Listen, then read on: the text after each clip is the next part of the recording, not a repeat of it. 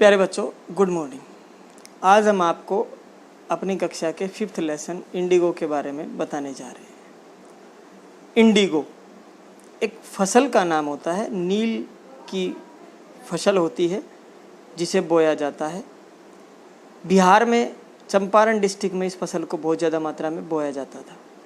इस लेसन के जो राइटर हैं उसका नाम है लुईस फिशर। चंपारण बिहार में जो बड़ी बड़ी जागीरें थी वो ब्रिटिश जो साम्राज्य के जो अधिकारी थे उनकी थी या बड़े बड़े जमींदारों की थी, और उन पर किसान जो है वो बटाईदार शेयर क्रॉपिंग, इसको बोलते हैं बटाईदार कृषि किया करते थे, जिसमें वो पुराने एक बंधन से बंधे हुए थे, जिसमें उन्हें अपनी फसल का बहुत अधिक मात्रा में कर के रूप में जमींदारों को दिया करते थे, जो बड़ा ही इरिक्सम था। बाद में क्या हुआ कि जो इंडिगो की जो डिमांड है वो गिर गई और किसानों ने फसल को बोना बंद कर दिया। जमींदारों ने कहा कि भाई उनको कंपनसेट दी जाए और उन्हें एक इस प्रकार का एक बंधन बांध लिया जिसको they were bound by an ancient agreement, एक एग्रीमेंट कर लिया कि भाई उन्हें जो 1/4 जो भूमि है वो उनकी रहेगी, बाकी जो है वो सारी फसल जो है वो जमींदार को देनी पड़ेगी। तो वहाँ के जो जमींदार किसान थे, जो पीजेंट्स थे, उन्होंने वकीलों को हायर कर लिया जो उन्हें बड़ी बड़ी भारी भारी फीस ले रही थी। इसमें से एक आदमी था राजकुमार शुक्ला। तो उसको किसी ने कहा कि भाई आपकी समस्या का समाधान गांधी जी कर सकते थे। तो वह कलकत्ता पहुंच गया। कलकत्ता में गांधी जी नेशनल कांग्रेस का जो अधिवेशन था उसमें आए हुए थे। वहाँ पर 2300 और डेलीगेट्स थे और गांधी जी ने वहाँ पर स्पीच देना था। राजकुमार शुक्ला गांधी जी के पास गया और उन्होंने कहा कि मैं चाहता हूँ कि आप मेरे साथ चंपारण में चलें, लेकिन गांधी जी के पास समय नहीं था, उनके पास बहुत सी एंगेजमेंट थी, उन्हें कई जगह जाना था। तो गांधी जी ने कहा भाई मेरे पास इस समय तो टाइम नहीं है, मेरे को बहुत सारे कार्य हैं, मुझे कहीं जाना है। इस प्रकार से उन्होंने उन्हें टाल दिया। लेकिन राजकुमार शुक्ला जो एक पीजेंट था वो दृढ़ निश्चयी था और उसने जहाँ कहीं गांधी जी गए गांधी जी का अनुसरण किया, उनके साथ साथ रहे। अंत में गांधी जी जो है उसकी जो दृढ़ निश्चयता है उसके से बड़े प्रभावित हुए और उन्होंने कहा कि भाई मैं इस डेट को पटना में आऊँगा और आप मुझे वहाँ करके मिल लेना।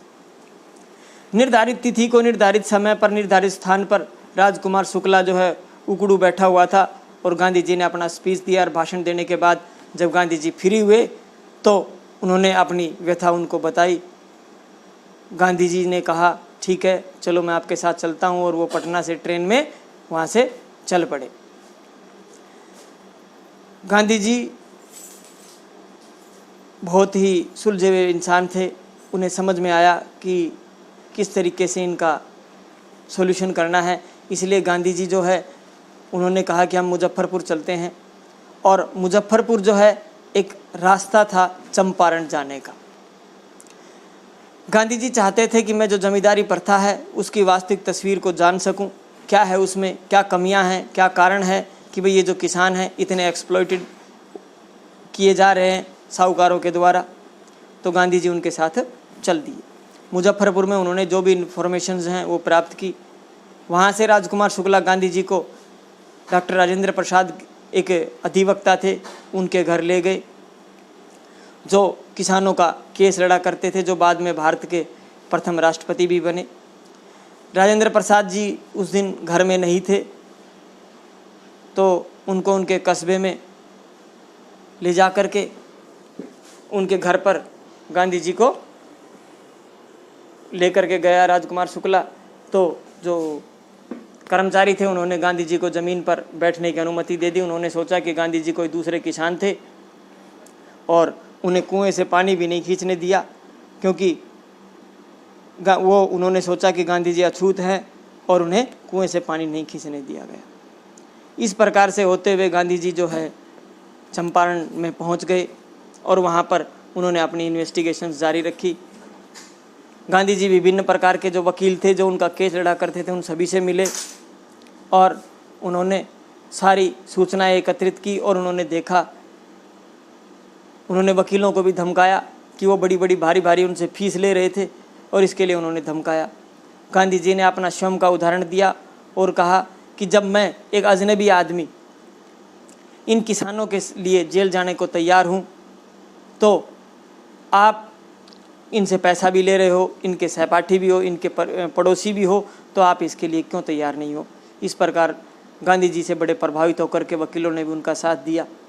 गांधी जी ने सरकार को पत्र लिखे, एविडेंस इकट्ठे किए और कई बार गांधी जी को धमकाया गया। उन्होंने जो गवर्नर जनरल है उन्होंने भी बुलाया और उन्हें धमकाया। उन्होंने कहा कि भाई इसको छोड़ करके चले जाएं, लेकिन गांधी जी ने हार नहीं मानी। और जब किसानों को पता चला कि एक महात्मा गांधी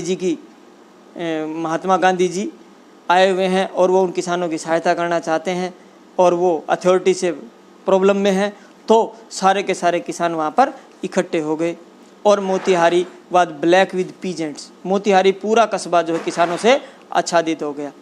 गांधी जी को स्वयं को भीड़ को नियंत्रित करना पड़ा, क्योंकि सारे जो ब्रिटिश ऑफिशियल्स थे वो पावरलेस हो गए थे।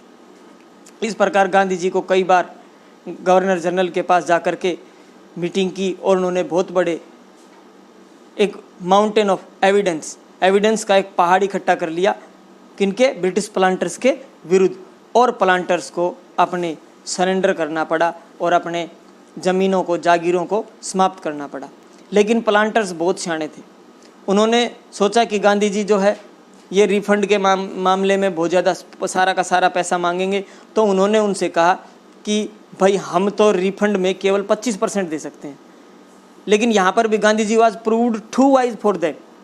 गांधी जी ने कहा ठीक है भाई 25% दे दो, और वो अपने वचनों में ही फंस गए और इस प्रकार किसानों ने 25% रिफंड भी किया, अपनी प्रेस्टीज भी खोई और उन्होंने अपनी जागीरें भी खोई। बाद में उन जागीरों को विस्थापित कर दिया गया, उन किसानों में बांट दिया गया और किसानों को अपनी ज़मीनें वापस मिल गई।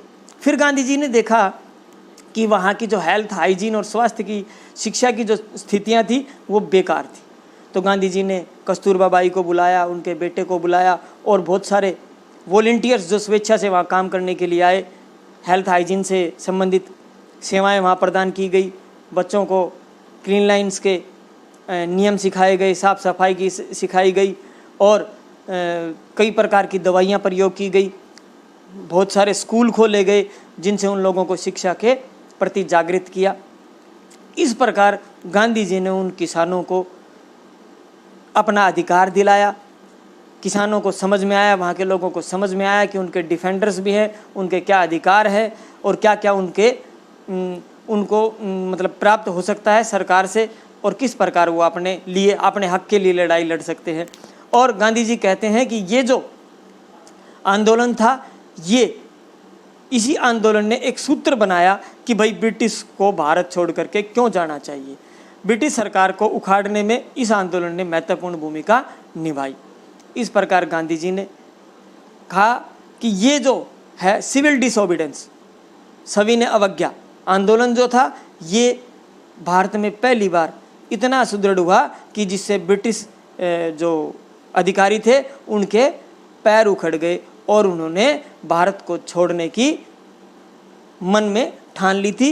और महात्मा गांधी ने भी मन में ठान लिया था कि इस प्रकार मैं इन लोगों की सहायता से भारत को ब्रिटिश राज्य से आज़ाद कराऊंगा। धन्यवाद। शुभ दिवस।